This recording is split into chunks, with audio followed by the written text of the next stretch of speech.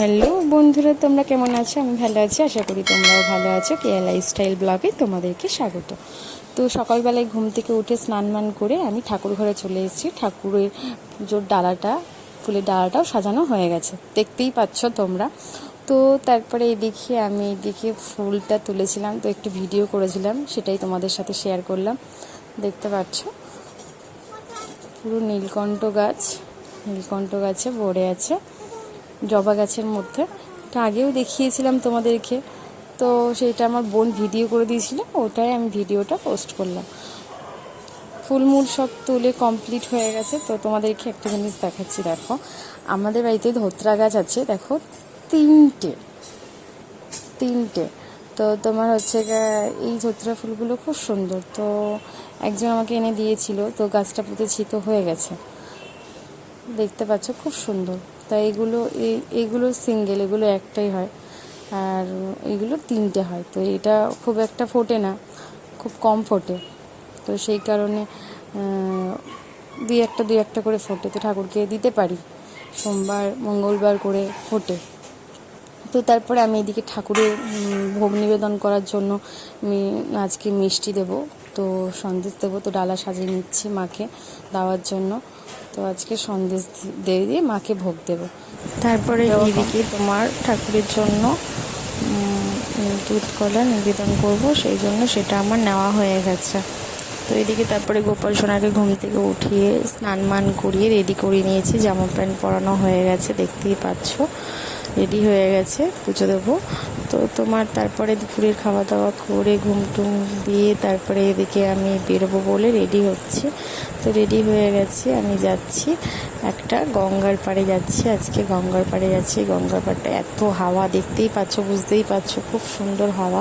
তো এই গঙ্গার পাড়ে গঙ্গা পুজো হচ্ছিল, তো তোমার গঙ্গা পুজো হচ্ছিল কারণ দশহরা গঙ্গা পুজো হচ্ছিল। তো এইখানে ছোট একটা মেলার আয়োজন করেছিল, তো সেই কারণে এখানে পুতুল নাচ হচ্ছিল। সেই পুতুল নাচ দেখার জন্যই আমরা গিয়েছিলাম। তো এই পুতুল নাচ আমি খুব ছোটোবেলায় দেখেছিলাম, তো এখন আমি আবার দেখলাম। তো আমার তো খুব ভালো লাগে। আমার মতো কার কার ভালো লাগে?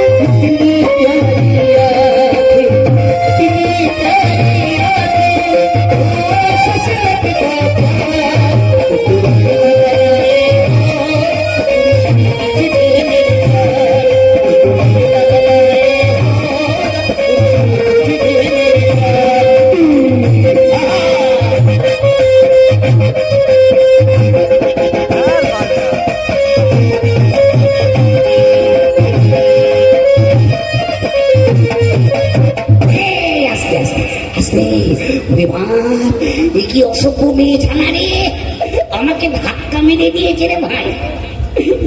এ কি অসভ্য বিটি ছাড়ে, দেখে আছি কেমন দেখতে রে ভাই। ওরে তোর কোন কোন জায়গায় ব্যথা গো বান্ধবী ললিতা, কোন কোন জায়গায় ব্যথা গো বান্ধবী ললিতা, কোন কোন জায়গায় ব্যথা গো বান্ধবী ললিতা।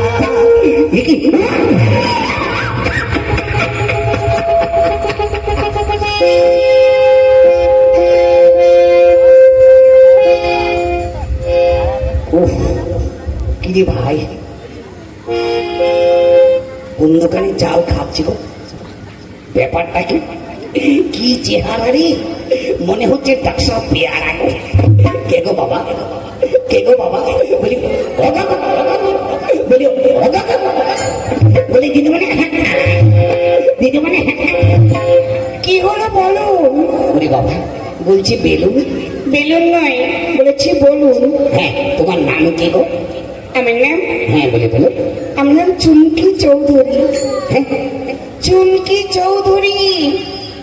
কোথায় চোর ধরতে যাও? কি কোথায়? বলেছি চুমকি চৌধুরী।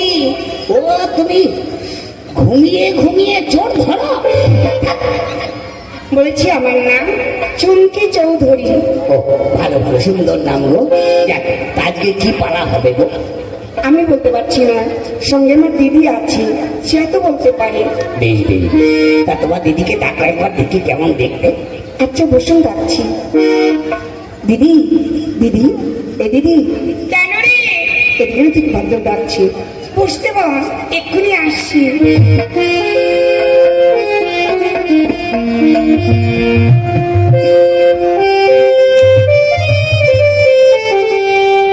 তুমি যেমন বাসি ডাকলেই তোমায় বাজতেই হবে। ও মনে রেখো, যত